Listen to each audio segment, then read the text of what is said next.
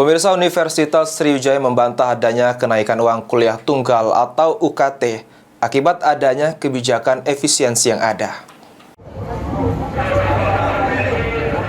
Rektor Universitas Sriwijaya Taufik Marwah menyatakan, menurutnya saat ini belum ada pengaruh kebijakan efisiensi ke Universitas Sriwijaya. Biaya bagi mahasiswa tidak mampu dipastikan tidak ada pemotongan, sehingga tetap jalan dan tidak ada masalah dengan efisiensi.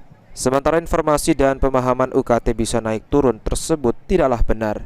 Menurutnya, UKT Unsri telah ditetapkan berdasarkan Peraturan Menteri Pendidikan dan Kebudayaan Republik Indonesia yang telah ditetapkan beberapa kelas dan level berdasarkan kemampuan orang tua mahasiswa masing-masing.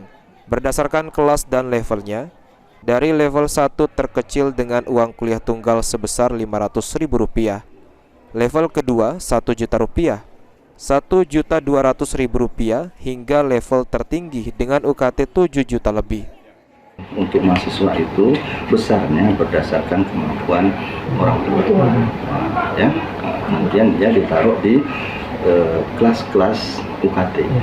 Kelas-kelas UKT itu ya tidak ada yang berubah. Kelasnya itulah, mulai dari 500.000 UKT 1, kemudian UKT 2 nya sejuta, kemudian berdasarkan prodi atau yang setelah 500 ada sejuta, ada 1.250.000, UKT ketiganya ada yang 1.650.000, nah itu kalau ekonomi. Misalnya aku ingat masih kan aku mantan dekan ekonomi gitu ya, paling tingginya adalah 7.200.000 mahasiswa. Ahmad Romawi, PAL TV.